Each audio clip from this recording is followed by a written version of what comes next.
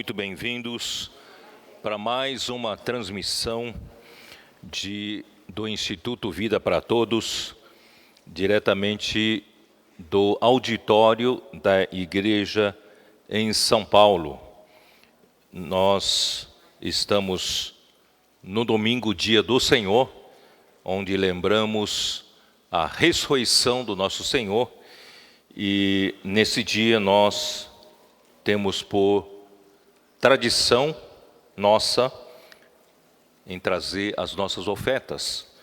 E graças a Deus que o dia do missionário internacional, acredito eu que hoje ultrapassará a nossa meta estabelecida de R$1 milhão para suprimento aos nossos obreiros em todos os outros continentes.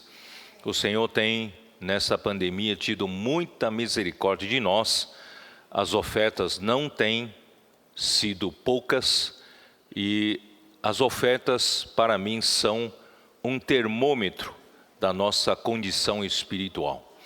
E o Senhor tem nos mantido em alta, a condição espiritual das igrejas, principalmente por meio da palavra profética, por meio da prática da palavra profética, por meio da comportagem dinâmica, por meio das redes de cuidado que os irmãos e as irmãs montaram, e através da pregação do Evangelho que cada um está se esforçando em fazê-lo. Então nós só temos que dar graças a Deus que tem nos mantido com boa saúde espiritual, porque o Senhor precisa de nós isso para poder contar conosco neste final dos tempos. E também pedir para os irmãos se lembrarem das ofertas para a sua igreja, para a sua obra regional, e nós também lembramos de outros itens de ofertas, assim como missões no exterior, também a Estância é Minha, e o próprio Instituto Vida para Todos precisa também da sua contribuição para manter funcionando, e nós só temos que agradecer ao Senhor por toda essa generosidade dos irmãos das igrejas. Amém. Muito bem, vamos prosseguir, porque hoje seria a minha última reunião presencial com vocês aqui em São Paulo desse ano, 2020, porque a partir da semana que vem, a equipe técnica e também toda a equipe do Instituto Vida para Todos entrará em recesso, e nós não poderemos dar aqui presencialmente, e teremos normalmente a palavra profética de sexta-noite e também domingo à noite, nas duas próximas semanas, só que não será presencial aqui em São Paulo e nem em Piracicaba na sexta-feira à noite. Então, graças ao Senhor, o Senhor tem nos suprido, não tem nos faltado com a direção, com alimento espiritual, e o Senhor tem nos preparado para a volta do Senhor. A mensagem 40 tem por título: O dia do Senhor vem como ladrão de noite. São os versículos que vocês leram, 1 Tessalonicenses capítulo 5, versículos de 1 a 6. Queria dizer para vocês, só para conseguirmos conectar com as mensagens anteriores, nós estávamos falando a respeito dos trabalhadores de última hora. Vocês se lembram de Mateus 20, e nós estamos falando, queridos irmãos, de que nós somos esses trabalhadores de última hora. Nós somos aqueles a quem a vinda do Senhor está realmente próxima, e nós temos uma condição muito diferente do servo de Deus de outras gerações, porque se o Senhor vier nos nossos dias, a nossa jornada aqui na terra será interrompida com a vinda do Senhor, E eu espero que seja a vinda secreta do Senhor. Porque se nós formos interrompidos, a nossa vida aqui na terra foi interrompida pela vida secreta do Senhor, isto é, nós então seremos arrebatados como vencedores na parousia do Senhor, na sua primeira fase secreta, e não na parousia, na sua vinda pública, que será no final da grande tribulação.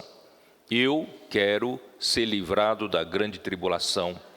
Eu quero receber o reino como meu galardão, já garantindo-o nessa primeira fase. Que o Senhor possa trabalhar isso nos nossos corações.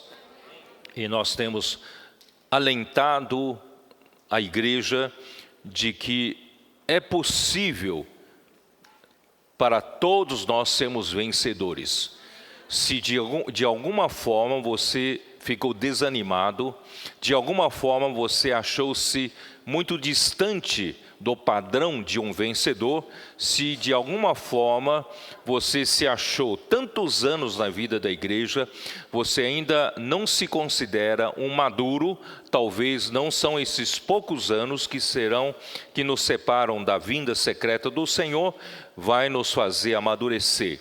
Ou você diga, você acabou de conhecer a igreja agora, ou você acabou de conhecer Jesus agora, e você tem pouco tempo de vida cristã, talvez não haja tempo suficiente para você ser um vencedor. Queridos irmãos, todos podem ser vencedores.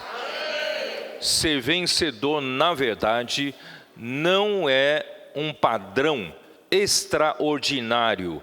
Ser vencedor é um padrão normal de um cristão.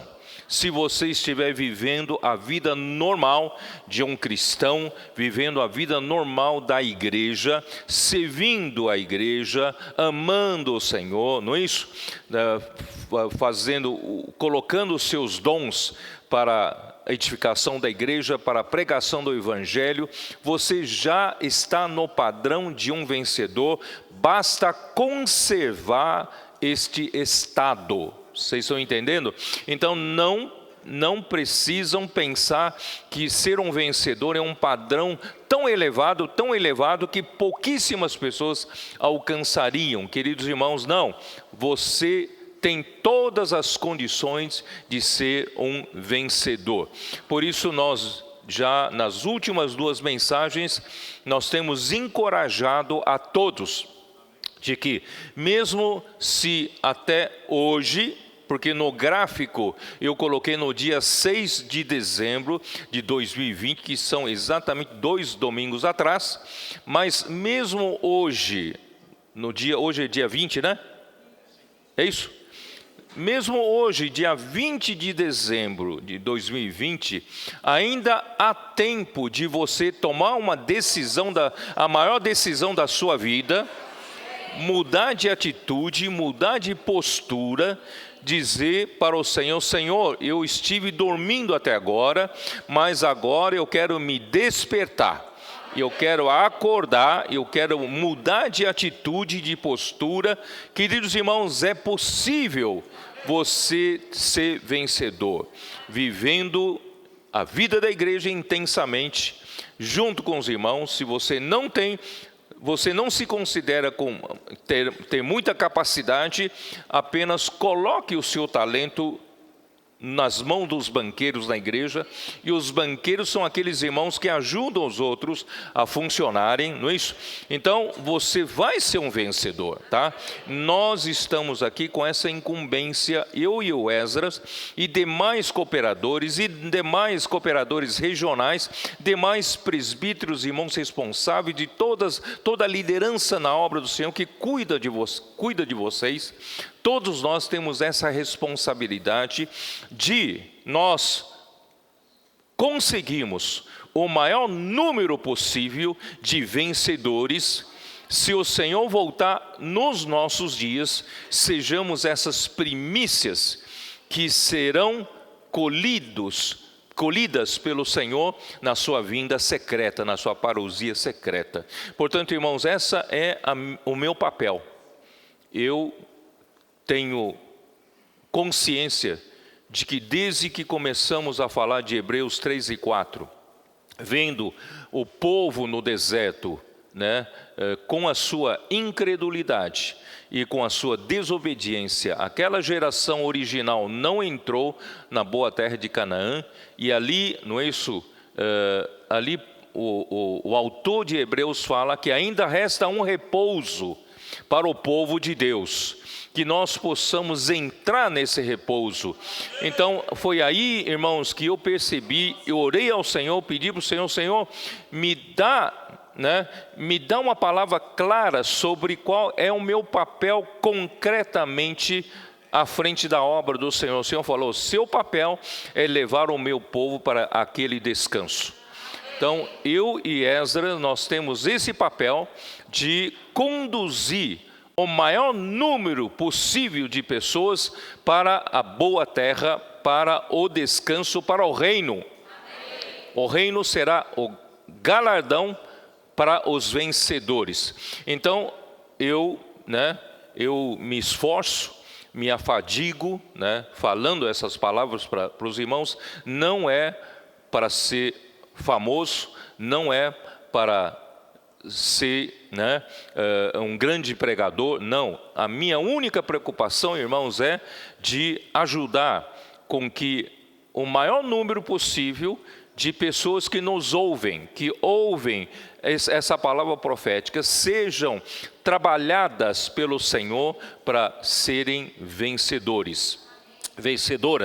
Então, vamos mudar de estado de busca, e aqueles que já vêm mantendo esse estado de busca elevado, continue, porque não será em vão se vocês alcançarem estágios de maturidade mais elevados, porque na semana passada nós falamos que haverá diferenças entre esplendor de um para esplendor do outro.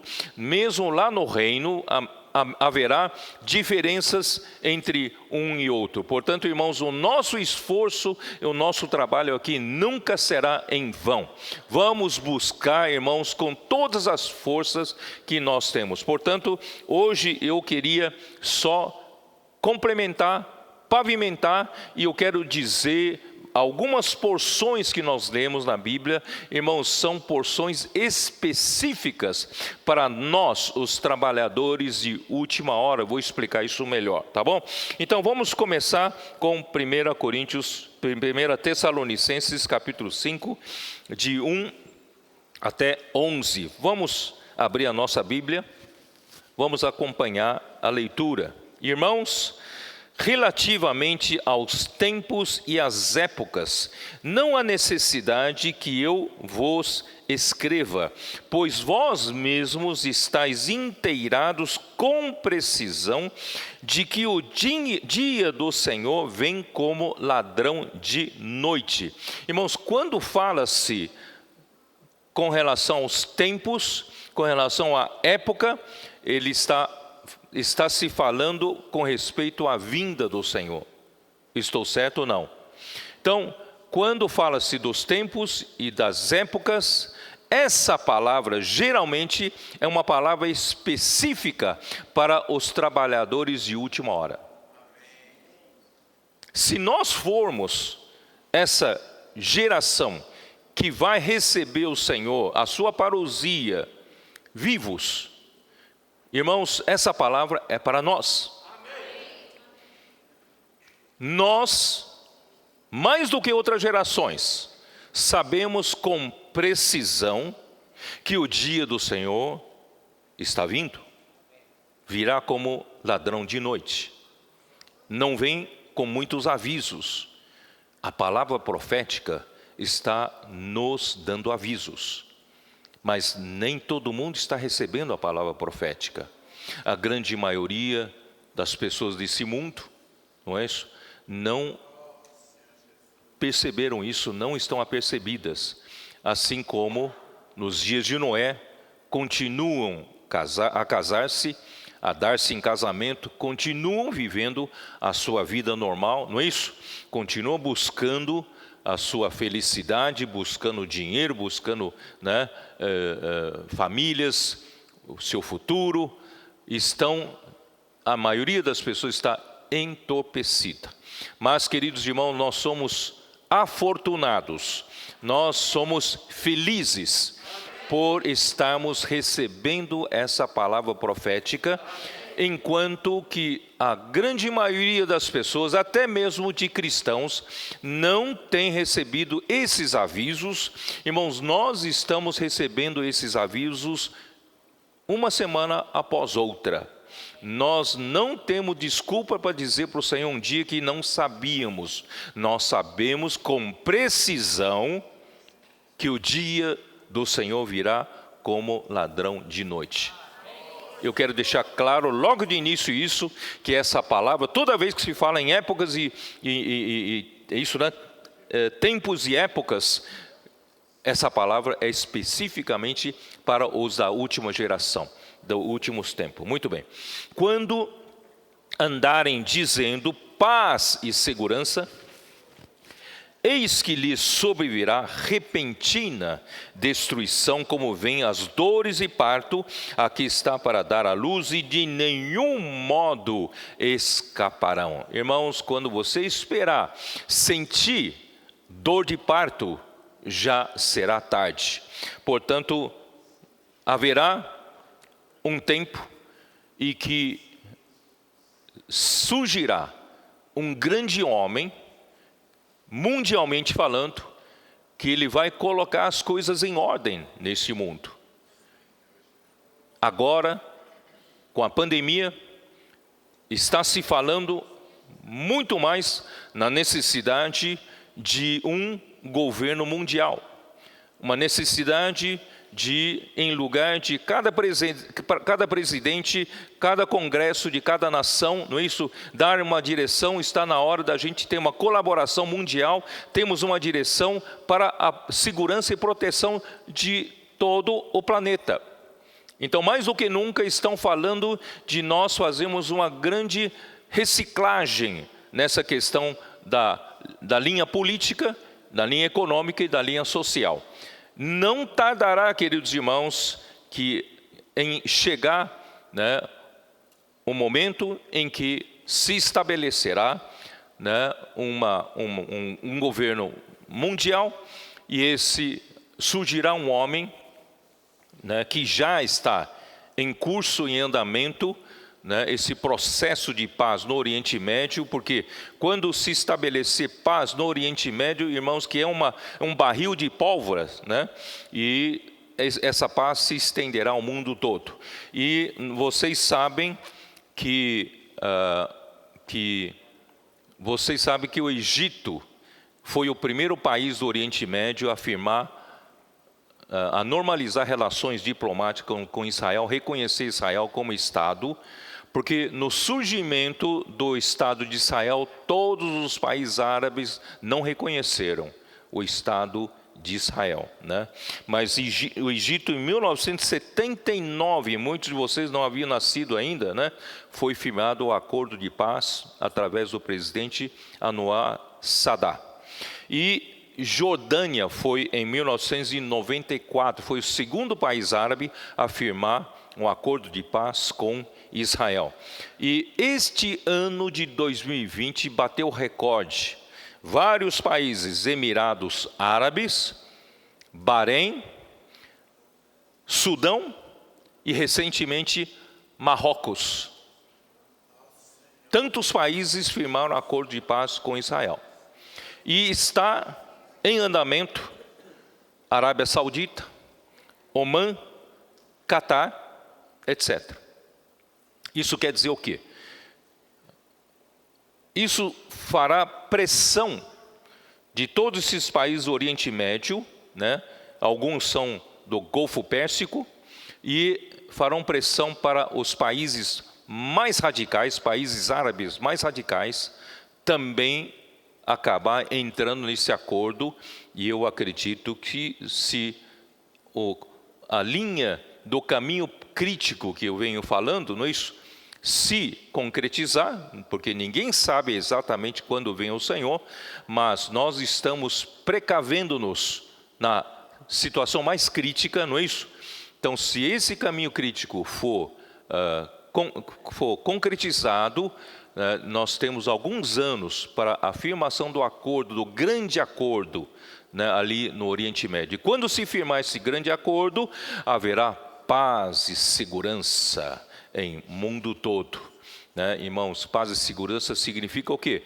Todos então terão salário digno, extinção da pobreza, todos viverão com segurança, não haverá mais muita preocupação com assaltos, com a violência, etc, etc. Então, o povo, quando entrar na fase de paz e segurança, é o momento que mais o homem relaxa. E quando se fala em paz e segurança, irmãos, eis que virá a repentina destruição, porque o acordo de paz será feito de 7 anos. No meio dos 7 anos se manifestará o homem da iniquidade, o anticristo, e ele vai quebrar esse acordo e virá repentina destruição. Ele colocará a imagem da besta dentro do templo, profanando o templo de Israel, que em Jerusalém, que será construído com acordo de paz, e nessa hora ele obrigará a todos a negarem, a fé dos judeus e demais fé, para voltarem todos para adorá-lo. Ele será como Deus, e quem não adorar não terá a marca da besta na fronte ou na mão direita, isto é, ele não terá como trabalhar, ser assalariado, não terá como comprar, não terá como vender, não terá como viver nessa terra. Então haverá um controle total, a destruição será grande, e ele fará as suas leis, ele fará com que sacrificam-se para a besta, para ele mesmo. Portanto, irmãos, não acredite que virão dias melhores, não acredite. A nossa esperança, irmãos, está no reino do Senhor. Vamos lutar pelo reino, vamos viver para estabelecimento do reino. Muito bem, então eu vou chamar a atenção aqui agora, versículo 4. Mas vós, irmãos, não estais em trevas, para que esse dia, como ladrão, vos apanhe de surpresa. Então essa é a condição número 1, para você que resolveu mudar de estado, resolveu mudar de atitude, mudar de postura. Número 1, você precisa sair das trevas. Porque quem não está nas trevas, esse dia não te apanhará de surpresa. Mas se você, depois de ouvir toda essa palavra de advertência, e você continuar nas trevas, você vai ver que o dia vai apanhar você de surpresa. Então, irmãos, vamos sair das trevas. Versículo 5, porquanto vós todos sois filhos da luz. Irmãos, nós todos somos filhos da luz e filhos do dia. Nós não somos da noite, nem das trevas. Não somos da noite, nem somos das trevas. Não somos esses que gostam da noite. Não somos esses que não dormem à noite, não é isso? E se embriagam de noite. Não, nós somos de dia. Nós somos filhos da luz. Assim, pois, não durmamos como os demais, não é? Não durmamos, pelo contrário, vigiemos e sejamos sóbrios. A condição de não ficar nas trevas, irmãos, é sair das trevas, é para a gente poder ser sóbrio, para a gente poder ser vigilante. O que requer, queridos irmãos, da última geração, dos trabalhadores de última hora, irmãos, não é muita coisa. o que requer-se de nós é só nós sermos sóbrios nessa época de tanta informação, não é isso? Tanta tecnologia que nos acaba aturdindo. Nós temos que ficar sóbrios, temos que ficar vigilantes. Cuidado com as mídias sociais que entopem as mensagens, né? As propostas, entopem o seu celular. Nas mídias sociais, não entopem? YouTube, né? WhatsApp e tantas outras coisas entopem você de informações. Irmãos, isso facilmente, se a gente não for do dia, não formos, não é isso, da luz, filhos da luz, facilmente nós somos entorpecidos e nós ficamos também insensíveis quanto à vinda do Senhor. Por isso vamos sair das trevas. Não durmamos como os demais, não durmamos, porque os que dormem, dormem de noite, versículo 7, ora, os que dormem, dormem de noite, e os que se embriagam, é de noite que se embriagam. Irmãos, nós não somos desses que gostam de viver da noite e se embriagar na noite. Quando aqui fala dormir de noite, irmãos, não é dormir, descansar, todo mundo dorme de noite. Mas dormir aqui, irmãos, é ficar não apercebido. Dormir aqui significa ficar entorpecido, né? Então nós não somos esses que ficam insensíveis, entorpecidos com toda a situação do mundo. Não estamos aqui para nos embriagar com os vinhos desse mundo. Irmãos, o vinho é para dar prazer ao homem. Nós temos muitas ofertas de prazeres neste mundo. Temos ou não temos? Prazeres transitórios do pecado que Moisés rejeitou. Nós temos as drogas, nós temos as bebidas alcoólicas, nós temos as festas, nós temos a nossa antiga maneira de vida, não é isso? Todas essas coisas compõem o vinho que nos dá prazer. E também, irmãos, isso inclui as coisas às vezes legítimas. As coisas legítimas da sua vida podem se tornar um vinho que te dá alegria, te dá prazer e acaba te entorpecendo. Vamos ficar sóbrios, vamos ficar vigilantes, não deixar a busca do prazer, irmãos, das coisas desse mundo, nos entorpecer, nos embriagar, porque na embriaguez, irmãos, há dissolução, há descontrole, não é isso? Nós não sabemos nem o que falamos, o que fazemos. Irmãos, nós sejamos sóbrios e vigilantes.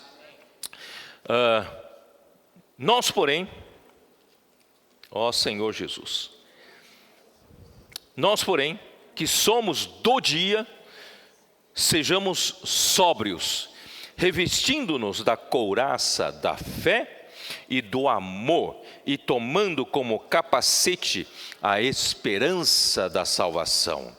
Quem não tem esperança da salvação, irmãos, não tem esperança, não é? Quem não espera que Deus venha nos salvar completamente. Você crê que Deus pode te salvar completamente? E Deus está fazendo essa salvação, Deus está transformando a sua alma, Deus está renovando a sua mente, Deus está santificando você, né? Você que estava acostumado a viver pelo velho homem, na carne, não é isso? Com seus raciocínios vazios, Deus está transformando, colocando a sua realidade divina em você, o seu elemento santo em você e o seu elemento de glória em você. Por fim, Deus vai glorificar você. Você será recebido para dentro do Pai da glória. Amém.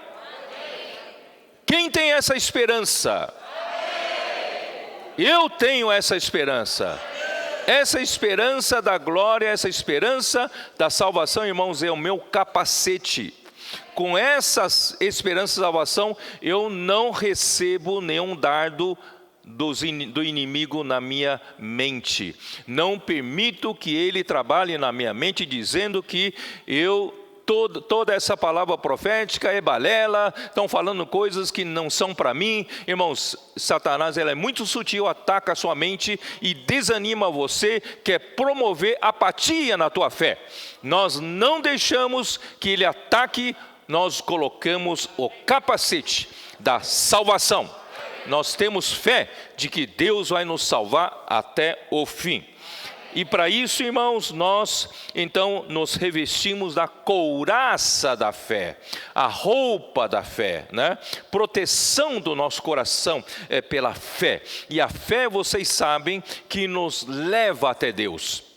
A fé nos dá acesso ao próprio Deus, né? A fé, a couraça da fé e do amor. Quando nós temos acesso a Deus, porque a fé, ele é como um portal, como uma janela, uma porta, para nós irmos além da dimensão física, da dimensão, né, das coisas visíveis. Deus quer nos dar acesso às coisas de Deus, as coisas onde Deus está, as coisas espirituais, as coisas celestiais, que não são limitadas, né? Não são limitados pelo tempo e espaço. E nós crescemos nesse corpo, nós vivemos nesse corpo, nós apenas vemos as coisas para crer. Mas Deus quer nos fazer crer nas coisas invisíveis, crer em Deus que é invisível, crer nas coisas de Deus. E então a fé nos leva a alcançar o próprio Deus, e esse Deus é amor. Então a couraça da fé e amor nos faz receber, não só pela fé, o próprio Deus, a realidade de Deus e também a essência de Deus, que é o amor, tá? Então vamos lá para Efésios 6:14, que nós falamos da outra vez. Efésios 6:14.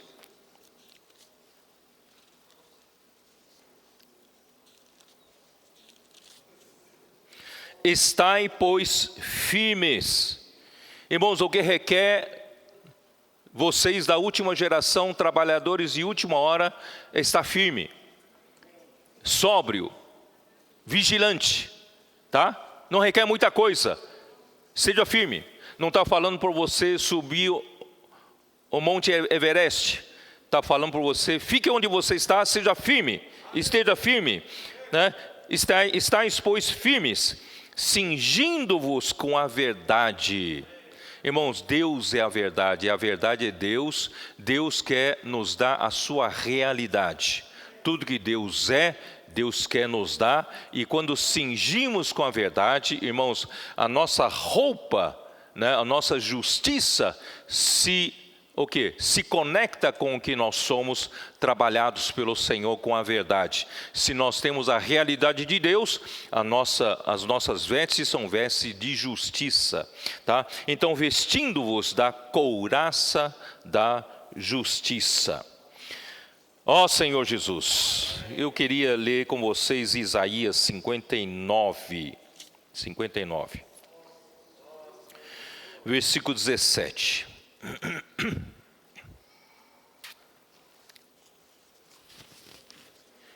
Vestiu-se de justiça como de uma couraça e pôs o capacete da salvação na cabeça, pôs sobre si a vestidura da vingança e se cobriu de zelo como de um manto.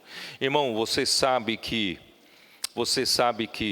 quando Deus olhou para o povo de Israel, Deus desaprovou tudo o que eles fizeram, porque eles estavam envolvidos. Se você ler os versículos precedentes de Isaías 59, eles estavam envolvidos com iniquidades, eles estavam, envolvidos com a mentira, estavam envolvidos com a opressão, com a rebeldia, com a falsidade. Eles rejeitaram o direito, rejeitaram a justiça. Eu estou lendo aqui, vocês podem acompanhar o versículo 14, né? Eles rejeitaram a verdade e rejeitaram a retidão. E a verdade entre eles sumiu. E ali o Senhor viu tudo isso e desaprovou o não haver justiça. Esse era um povo de Israel, irmão, praticamente sem esperança alguma. Mas Deus providenciou ajuda. Viu que não havia ajudador algum e maravilhou-se de que não houvesse um intercessor. Graças a Deus que nós temos um sumo sacerdote, segundo a ordem de Melquisedeque, que intercede por nós nos céus. Pelo que o seu próprio braço lhe trouxe a salvação. Irmãos, esse braço é o braço do Senhor. Trouxe a salvação e a sua própria justiça o susteve. O que sustenta é a sua justiça. Vestiu-se de justiça como tinha uma couraça. Irmãos, a justiça serviu de couraça e pôs o capacete da salvação na cabeça e pôs sobre si a vestidura da vingança, não é isso? Segundo as obras deles, assim retribuirá furor aos seus adversários. O Senhor vai tratar com seus adversários, com as nações, e o devido aos seus inimigos, as terras do mar, dá-lhes a paga. Temerão, pois, o nome do Senhor desde o poente e a sua glória desde o nascente do sol, pois virá como torrente impetuosa, impelida pelo Espírito do Senhor. Irmãos, tudo isso vai acontecer. Virá o Redentor a Sião e aos de Jacó que se converterem, diz o Senhor. Irmãos, Deus ainda ama esse povo, né? O Redentor, né, de Sião virá a Sião virá aos de Jacó que se converterem. Os remanescentes de Israel, eles serão salvos porque eles se converterão. E o Senhor virá para eles. E quanto a mim, esta é a minha aliança com eles, diz o Senhor. O meu Espírito que está sobre ti e as minhas palavras que pus na tua boca não se apartarão dela, nem da de teus filhos, nem da dos filhos de teus filhos, não se apartarão desde agora e para todos sempre, diz o Senhor. Amém, aleluia. Irmãos, graças ao Senhor, nós temos o capacete da salvação.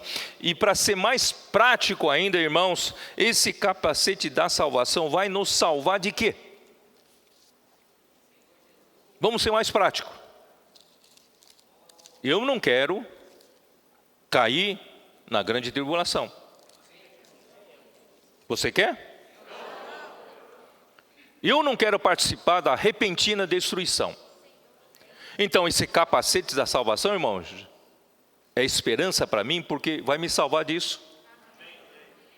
Eu quero ser salvo já da grande tribulação. Você crê ou não crê nisso? Se você não tem essa esperança, você não vai ser vencedor. Mas se você tem essa esperança, ainda que tenha poucas forças, ainda que não tenha muitas condições espirituais, você vai ser um vencedor por causa do capacete da salvação. Tá? Ó Senhor Jesus. Efésios 5, vamos para Efésios 5? Efésios 5.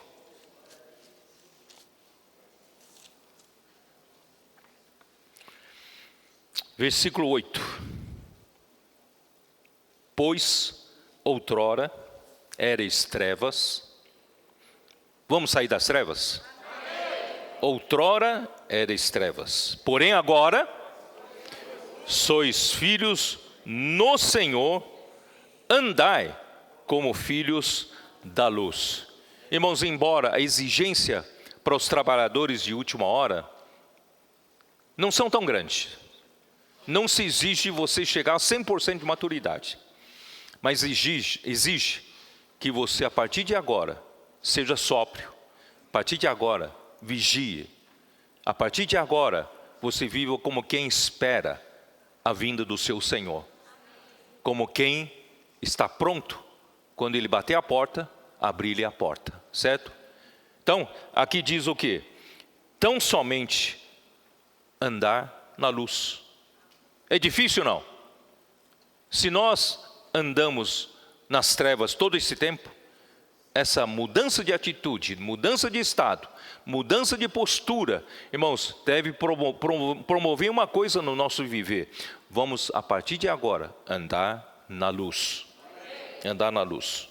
Porque o fruto da luz consiste em toda bondade e justiça e verdade, provando sempre o que é agradável ao Senhor. Queridos irmãos, o que é a bondade? O fruto da luz é a bondade, justiça e verdade. Justiça e verdade, eu tenho falado muito, que a verdade é o próprio Deus. Nesse universo, só Ele é verdade, só Ele é a realidade. E Deus quer, através da sua palavra, através do processo da salvação, Deus está colocando essa realidade do que Ele é em você e em mim. Então Ele está colocando a verdade em mim e em você, a sua realidade. E essa realidade vai me propiciar a viver uma vida de justiça. Não é? Porque Deus é a verdade e Deus tem a base de justiça. Deus é justo. Mas e a bondade? O que é bondade? O que é bondade? Quem sabe? Mateus 19, versículo 17.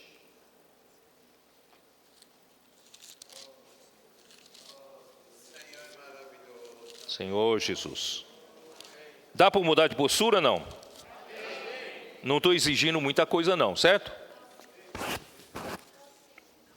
19, versículo 17. Versículo 16 diz assim: eis que alguém aproximando-se lhe perguntou: mestre, que farei eu de bom para alcançar a vida eterna? E eu tenho que fazer alguma coisa de bom para alcançar a vida eterna. Respondeu-lhe Jesus: por que me perguntas acerca do que é bom? Bom só existe um. Se queres, porém, entrar na vida, guarda os mandamentos. Irmãos, o bom só existe um. Só Deus é bom. A bondade é Deus. Não pensa, aquele homem ali é bonzinho, não é isso? Ele ajuda os pobres, ele se preocupa com os outros, ele é bom. Irmãos, bom é Deus. Se é algum homem bom, porque tem alguma sombra pela criação desse Deus que é bom, criou em nós a bondade. Se eu tenho alguma bondade, Deus, porque Deus que me criou é bom. Então, nesse universo, irmãos, não só Deus é a verdade, neste universo não só Deus é o amor, neste universo não só Deus é a luz, neste universo Deus é bom. Deus é a bondade. Deus é a bondade. Então, quando você vive na luz, porque Deus é luz, você recebe a realidade da bondade. Você recebe a realidade da verdade. Você recebe a realidade do amor. Você recebe a realidade da luz, porque Deus é tudo isso. Se você tem Deus, você tem tudo isso. Então saia das trevas. Nas trevas você não tem Deus, porque Deus é luz. Na luz você terá tudo que Deus é: amor, luz, paz, alegria, justiça e bondade. Amém. Ó Senhor Jesus. Vamos voltar lá para 1 Tessalonicenses, que eu não consigo terminar. Vamos lá. Ó Senhor Jesus.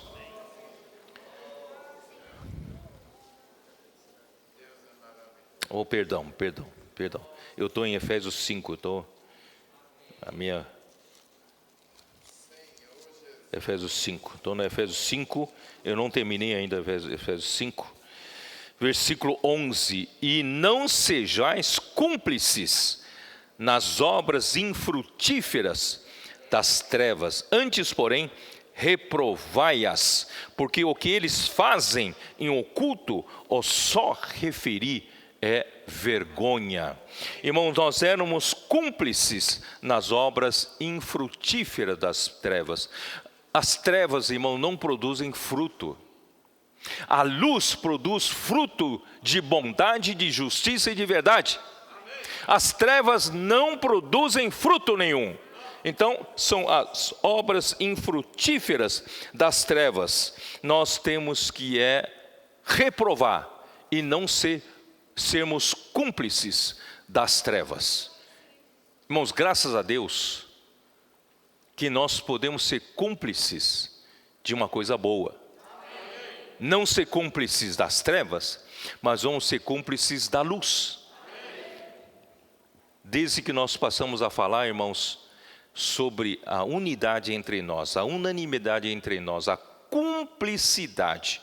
Acredito que do lado positivo, cumplicidade é o ápice da nossa parceria, da nossa companhia, a nossa unidade, nossa unanimidade, de alma. Irmãos, o ápice é nós sermos cúmplices nas obras da luz. Graças a Deus, Deus está fazendo isso.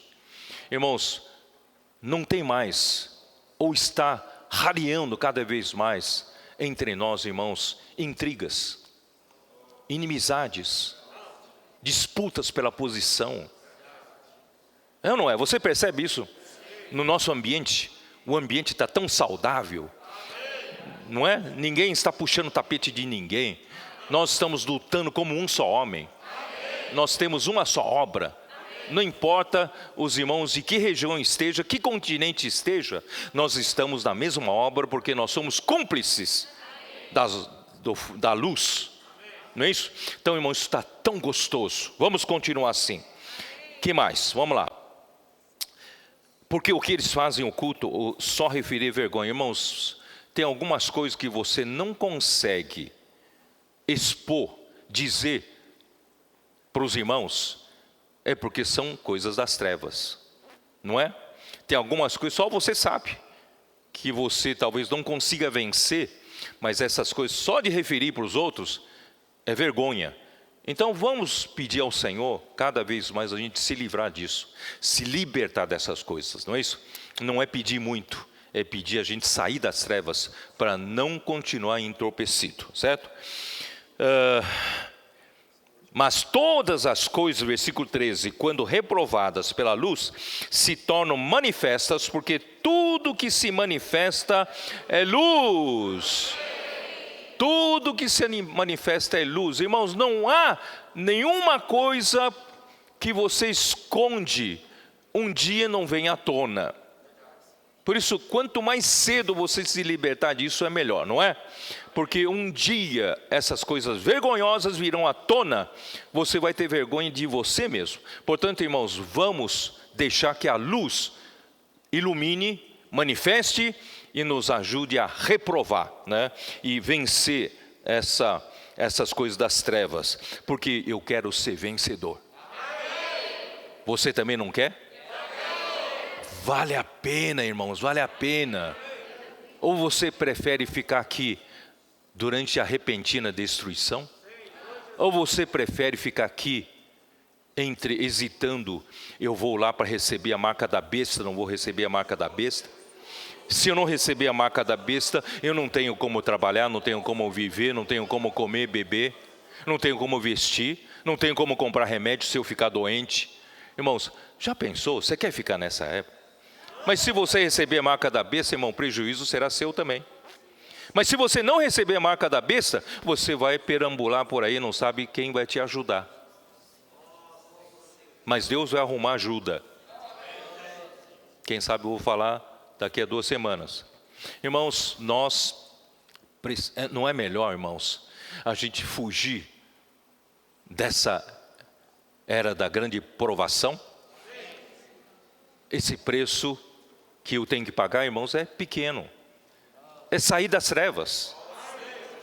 Me libertar dessas coisas vergonhosas.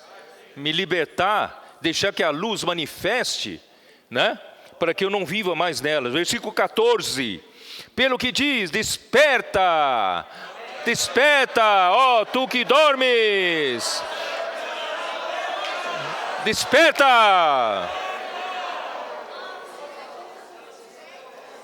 Quem dorme não vigia. Quem dorme não é sóbrio. Desperta. Desperta, ó tu que dormes, levanta-te de entre os mortos, porque os mortos não receberão a vinda do Senhor.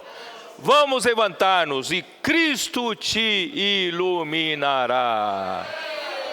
Nós somos da luz, não das trevas. Vamos nos despertar, vamos tomar uma posição, mudar de estado, mudar de postura. Não espere que ninguém faça isso por mim. Eu quero me despertar. Eu quero levantar-me de entre os mortos.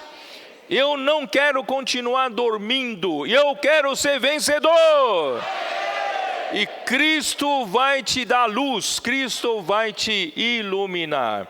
Portanto, irmãos, vede prudentemente como andais, não como nécios, e sim como sábios, remindo o tempo, porque os dias são maus. Oh, queridos irmãos, é hora de nós sermos prudentes como as 5 virgens sábias, 5 virgens prudentes, que remiram tempo, aproveitaram todas as oportunidades para armazenar azeite na vasilha, armazenar, deixar a palavra de Deus trabalhar na minha alma. Irmãos, isso é armazenar azeite nas vasilhas. Isso é, irmãos, ser um prudente. E eu quero ser prudente. Quero remir o tempo, porque os dias são maus. Irmãos, sabe o que é remir o tempo? Você fala assim, tem dia que eu não faço nada de mal. Eu deixo passar as horas sem fazer nada de mal, não penso nada de mal, nenhum pecado, né? Só que não estou fazendo nada. Irmão, não fazendo nada já é mal. Vocês estão me entendendo ou não? Porque os dias são maus. Se você ficar o dia todo sem fazer nada, você já está fazendo mal. Você precisa remir o tempo. Vamos remir o tempo. Todo o tempo aproveitar para ficar sóbrio. Todo o tempo para ficar vigilante. Todo o tempo eu quero ficar sóbrio, não é isso? Quero ficar vigilante, eu quero esperar a volta do Senhor. Deus não exige muito de mim, irmãos. Apenas ser vigilante, mudar de atitude. Por essa razão, novos torneis insensatos, mas procurai compreender qual é a vontade do Senhor. Irmãos, aqui também fala para os trabalhadores de última hora. Não vão ficar insensatos, sem saber qual é a vontade do Senhor. Nós precisamos saber a vontade do Senhor. Qual é a vontade do Senhor que nós falamos na semana passada em Lucas 12? Vocês não se lembram, né? Vamos lá, Lucas 12. Lucas 12.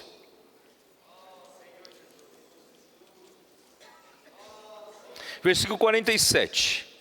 Aquele servo, porém, que conheceu a vontade de seu Senhor. Irmãos, não sejamos insensatos. Vamos conhecer a vontade do Senhor. E qual é a vontade do Senhor nesse contexto aqui? A vontade do Senhor é que o Senhor está voltando. A vontade do Senhor é que para quem o Senhor vai voltar e encontrar eles vivos, o Senhor quer fazê-los vencedores. Essa é só a vontade do Senhor. Então, aquele servo, porém, que conheceu a vontade de seu Senhor e não se aprontou, você conheceu, não se aprontou, irmãos, tantas palavras proféticas, semana após semana, sexta, domingo, sexta, domingo, sexta, domingo. Irmão, toda ajuda que os irmãos das igrejas estão dando para vocês. Irmão, se você que está conhecendo cada vez mais a vontade do Senhor e considerar essa palavra como se fosse uma palavra comum, é mais uma mensagem, irmãos, você vai pagar caro por isso. Você conheceu a vontade do Senhor e você não prestou atenção e não se aprontou, nem fez segundo a sua vontade, será punido com muitos açoites. Haverá aqueles que não conheceram a vontade do Senhor, não tiveram a oportunidade que você teve de ouvir a palavra profética, versículo 48. Aquele, porém, que não soube a vontade do seu Senhor e fez coisas dignas de reprovação, levará poucos açoites. Você que ouviu a palavra profética e não se aprontou, vai levar muitos açoites. Irmãos, é nesse contexto que se fala conhecer a vontade do Senhor. A vontade do Senhor é essa. Então, no contexto de Lucas 12, quem conhece a vontade do Senhor, irmãos, faria o quê? Primeiro, eu já falei na semana passada, deixar de ser ansioso pelo sustento. Ser ansioso pelo que comer, o que beber, o que vestir. É ou não é? Se você continuar ansioso por essas coisas, você não terá sobriedade para aguardar a volta do Senhor, né? Confie no Senhor, irmãos, confie no Senhor. Capacete da fé e do amor, creia no Senhor. A incredulidade sempre levou um cristão a perder tudo. Mas a fé, crer e obedecer, irmãos, sempre levou um cristão à vitória. Vamos crer. Não olha para a sua condição, não olha para a sua situação, não deixa o inimigo botar na tua cabeça que você é um derrotado. Em inglês, americano, desde criança, eles são criados para serem vencedores. Se você falar para um americano, desde criança, adolescente, um jovem, você é um perdedor, isso é uma ofensa das grandes para ele. Eles foram educados para não ser perdedores, para ser vencedores. Irmãos, você vai se acomodar em ser perdedor? Não. Nós queremos ser vencedores. Vencedores. Ainda mais o Senhor está falando a vontade dele para nós. Então, irmãos, não vamos crer que o Senhor vai providenciar toda a provisão que você precisa. Nosso Pai sabe de que nós necessitamos de comer, beber, vestir, pagar as contas. O Senhor sabe e não sabe. Você ficar ansioso com inquietações dia até noite, irmão, só gera doença. Não aumenta um côvado da sua vida, é ou não é? Vamos confiar no Senhor. Não quer dizer que você vai deixar de trabalhar, não. Cumpra com a sua responsabilidade, mas confie no Senhor, porque você não é para andar ansioso com essas coisas. Você é para se preocupar com o reino de Deus. Buscai antes de tudo o reino de Deus. E em terceiro lugar, você sabe onde colocar tesouro teu, o seu dinheiro. Invista no reino de Deus, invista na igreja, invista na obra, invista nas coisas do Senhor. Você terá uma conta no céu, onde você colocar o seu tesouro. Eu estou falando para aqueles que querem mudar de estado, certo? Que conhecem a vontade do Senhor. E depois você vai ser aquele que espera pelo Senhor. Versículo 36. Sede vós semelhantes a homens que esperam pelo seu Senhor, ao voltar ele das festas de casamento, para que quando vier e bater a porta, logo lhe abram. Quem quer abrir a porta para o Senhor? Quem quer ser o primeiro a abrir a porta para o Senhor? Então você tem que estar pronto. Você tem que ser aquele que espera pelo seu Senhor. Isso é muito pedir muito para vocês? Essa é a condição de ser vencedor, irmãos. Bem-aventurado aquele servo a quem o Senhor, quando vier, os achar vigilantes, em verdade vos afirmo que há de cingir-se, dar-lhe lugar à mesa. Irmãos, quando o Senhor voltar e assim os achar, pronto, vencedor. E aquele que alimenta seus conservos, não é isso? Será vencedor. Ó Senhor Jesus.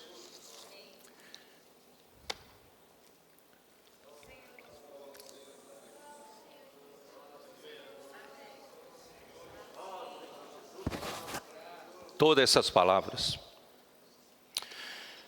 Senhor Jesus, não sei como é que eu termino aqui, né? Mas eu quero dizer para vocês, irmãos, que todas essas palavras quanto às épocas e tempos. Em Mateus 24, o que Mateus 24 fala? Da parábola da figueira, versículo 32. Aprendei, pois, a parábola da figueira. Quando já os seus ramos se renovam e as folhas brotam, sabeis que está próximo o verão. Irmãos, essa palavra não é para os trabalhadores da primeira hora. Não é para a terceira hora, nem sexta hora, nem nona hora. Essa palavra é específica para os trabalhadores de última hora. Porque os trabalhadores de última hora, para mim, eu ganhei mais luz, referem-se àqueles que vão encontrar o Senhor vivos. Eu espero me incluir nisso. Que o Senhor me dê saúde.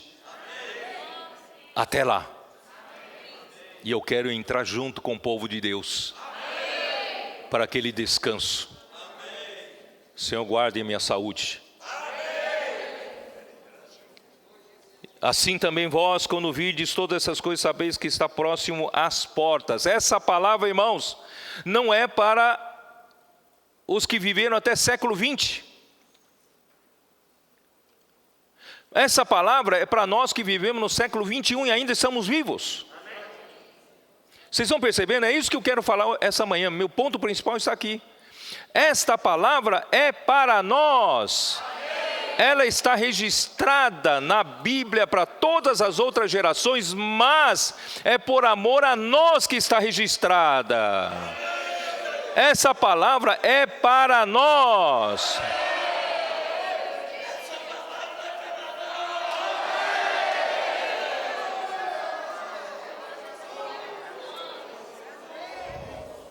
Em verdade, vos digo, que não passará essa geração sem que tudo isto aconteça.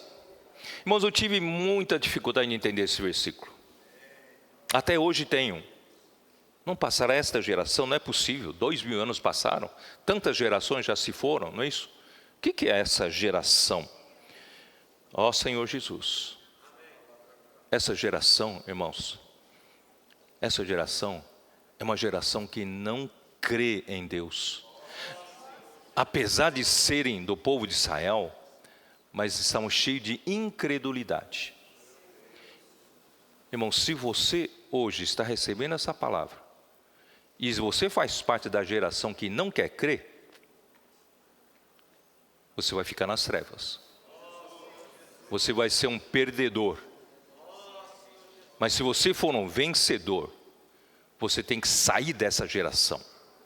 Que geração é essa? Vamos dar uma olhada. Geração Mateus 11, vamos lá. Mateus 11, versículo 16. Irmãos, eu realmente tive muita dificuldade para entender esses versículos. Versículo 16, entender que é essa geração. Versículo 16 fala assim: mas a quem hei de comparar esta geração? Vocês estão entendendo? É esta geração que Jesus se referia, né, e Paulo se referia. Jesus referia lá, né, em Mateus 24. Mas a quem hei de comparar esta geração é semelhante a meninos que sentados nas praças gritam aos companheiros: nós os tocamos flauta e não dançastes, entoamos lamentações e não pranteastes. Nós estamos falando para vocês que a vinda do Senhor está pronto, e é fácil ser vencedor como trabalhadores de última hora. É só a gente mudar de estado, mudar, despertar, né, de atitude e postura. Mas muitos estão ali. Você toca música, não dança. Você fala lamentação, não chora. Não tem reação à palavra do Senhor. Vamos reagir à palavra do Senhor.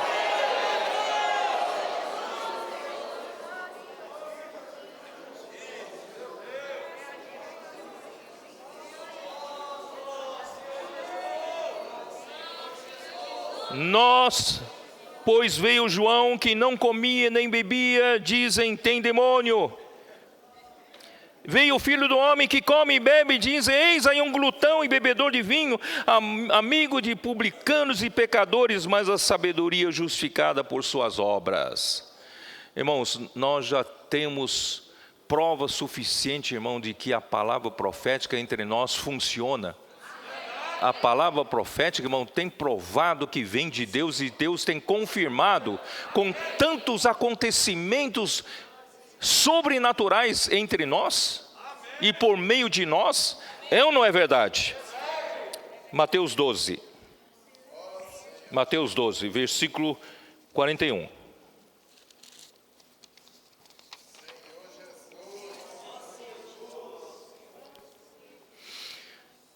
Vou ler desde 38. Então alguns escribas e fariseus replicaram: Mestre, queremos ver de tua parte algum sinal. Eles só querem ver sinal, né? Não conseguem crer na palavra de Jesus. Ele, porém, respondeu: uma geração má. Lembre-se da palavra geração. Uma geração má e adúltera. Essa geração que não passará, que Jesus disse, essa geração má e adúltera, incrédula, tá? Onde estou?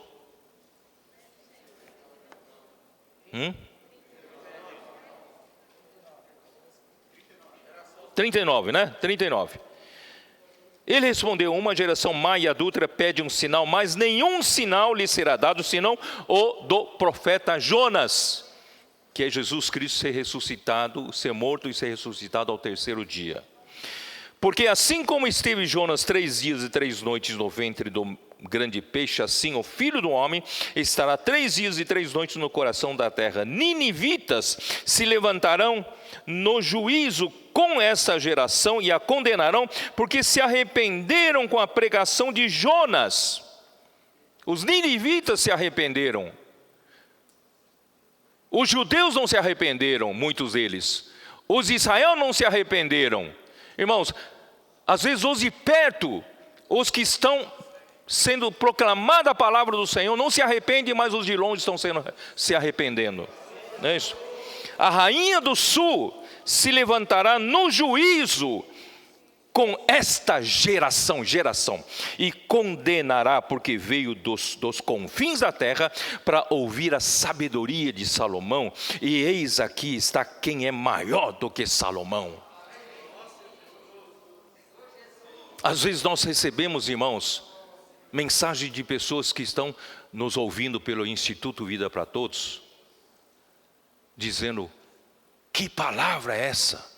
Nós nunca tínhamos ouvido isso. Isso vem de Deus.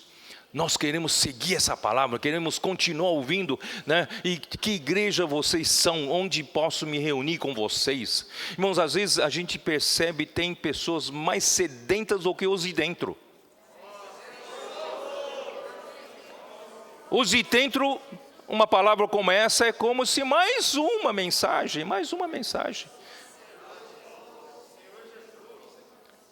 Para a alma faminta, todo amargo é doce. Mas para a alma farta, pisa em favos de mel.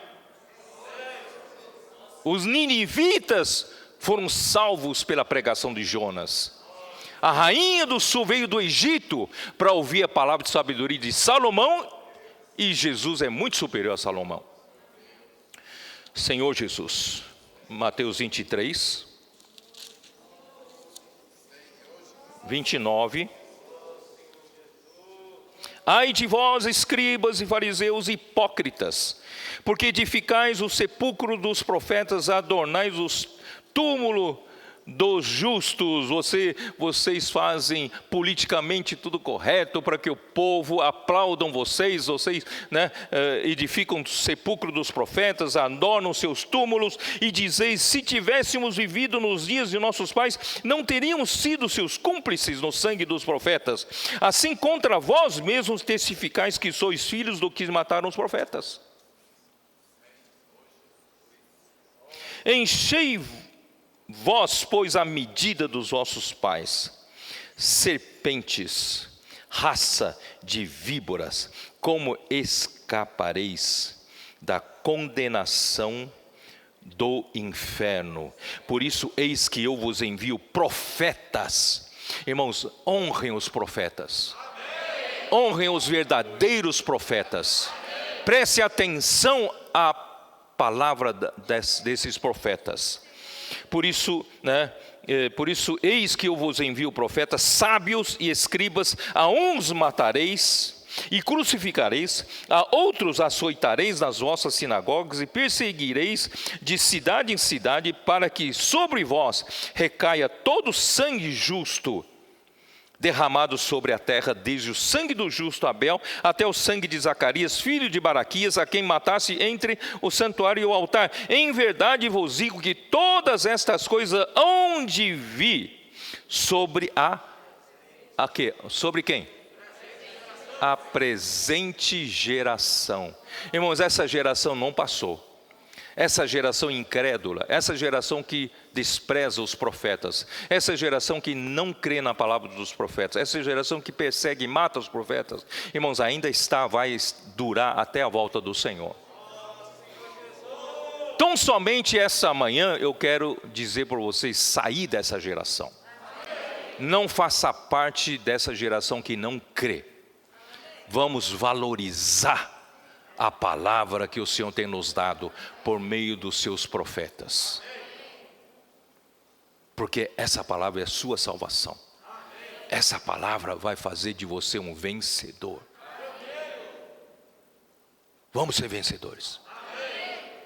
Eu puder abraçar vocês todos, para nós entrarmos todos juntos no reino. Vamos juntos.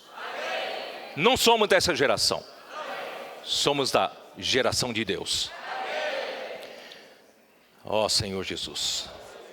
Mateus 16, voltando um pouquinho.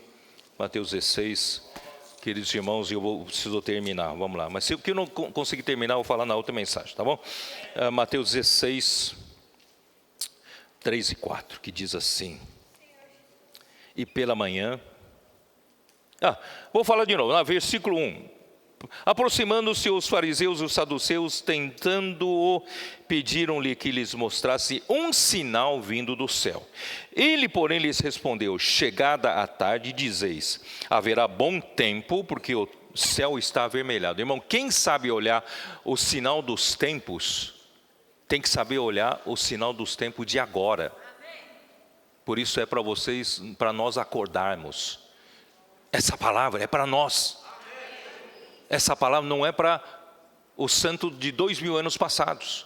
Essa palavra, irmãos, é para nós agora, os trabalhadores de última hora. Deus quer nos salvar dessa geração. Deus quer nos salvar da incredulidade. Deus quer nos salvar de dar pouco valor para o que o Senhor está falando, mas ficarmos apercebidos, vigilantes, sóbrios. Amar a volta do Senhor, esperar pela volta do Senhor, colocar como prioridade de vida, irmãos, acima das nossas necessidades diárias. É ou não é? Vamos lutar pelo reino. Nossa, onde eu estou? Já perdi aqui. Ele, porém, versículo 3. E pela manhã, hoje haverá tempestade, porque o céu está de um vermelho sombrio. Sabeis, na verdade, discernir o aspecto do céu e não podeis discernir os sinais dos tempos? Acordem! Quem está discernindo os sinais dos tempos? Nós.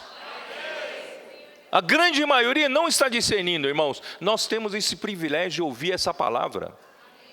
Não é? Uma geração má e adúltera. De nova geração. Uma geração má e adúltera pede um sinal, e nenhum sinal lhe será dado senão o de Jonas, e deixando-os, retirou. O Senhor não está com essa geração.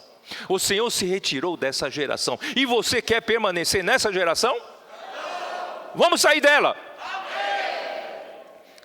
Mateus 17, 17.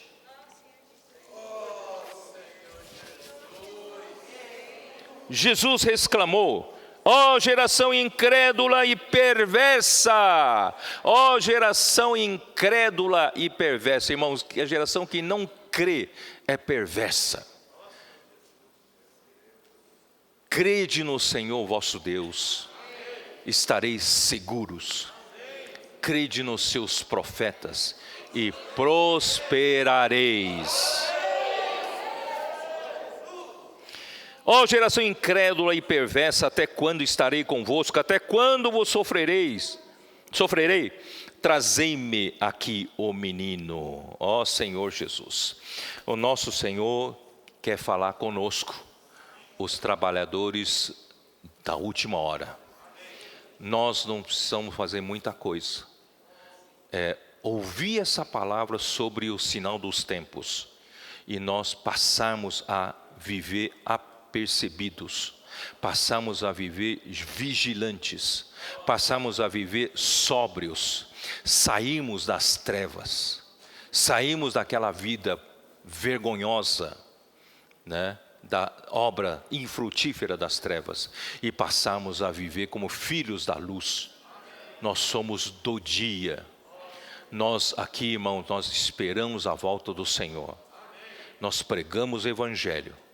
Nós levamos esperança para as pessoas.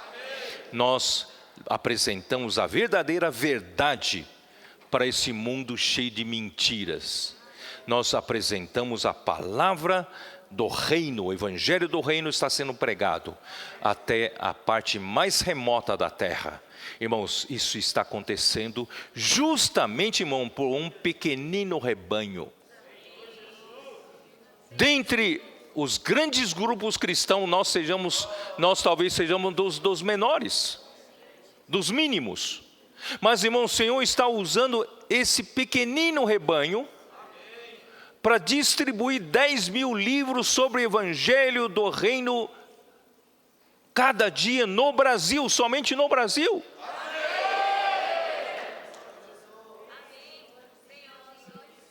Isso é inédito em toda a história humana.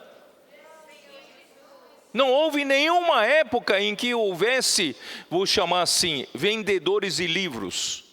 Porque houve na minha época, quando era jovem, bastante vendedores de enciclopédias.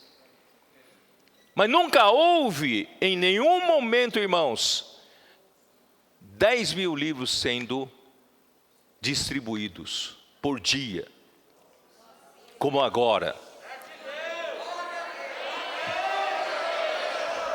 Isso está sendo realizado por um pequenino rebanho que não tem força. O Senhor fala para a igreja de Filadélfia: eu te conheço, sei que tens pouca força, mas eu pus diante de ti uma porta aberta que ninguém fechará. Nós somos a igreja em Filadélfia, que surgiu, o embrião surgiu no século 18. Século 18, alguns viram todo um cristianismo sistematizado em sistema clérigo e leigos. Eles disseram: nós somos apenas irmãos entre nós. Então começou um embrião de Filadélfia no século 18. E depois no século 19 continua esse embrião. E no século 20 foi trazido a revelação mais clara para nós sobre a visão da igreja, da unidade da igreja, base da igreja, não é isso? E nós ganhamos tudo isso. Mas infelizmente de Filadélfia, quando envelhece, vira Laodiceia, né? Então no século 20 também surge Laodiceia. Mas irmãos, graças a Deus, no século 21 já tem a igreja de Filadélfia formada. E nós estamos nela. A igreja de Filadélfia, irmãos, para ser usada pelo Senhor no final dos tempos. É para ela que o Senhor fala que nos livrará da grande tribulação. É para ela que o Senhor fala, não é isso, que vem sem demora. É para ela que o Senhor tem honrado a esses pequeninos com a palavra profética. Vamos valorizar, irmãos, vamos valorizar. O Senhor nos considera especiais. Por isso que as outras trabalhadores de outras gerações, outras épocas, acharam meio injusto. Senhor, mas por que eles? Eles trabalharam só 1 hora. Nós nos afadigamos o dia inteiro, nos suamos o dia inteiro.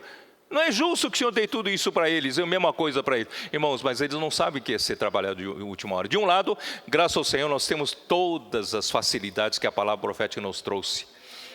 Basta a gente mudar de estado. mudar de, né? Mas, irmãos, quem vai fechar esta era é a igreja em Filadélfia. Quem vai fechar esta era é o pequenino rebanho. Quem vai fechar a era são os trabalhadores da última hora. Faça parte você também. Saia da geração incrédula, geração adúltera. Vamos sair, vamos entrar para uma geração que crê e obedece, que valorize a palavra, não é isso? Que pratique a palavra, e Deus abençoe vocês todos. Amém. Jesus é o Senhor. Amém.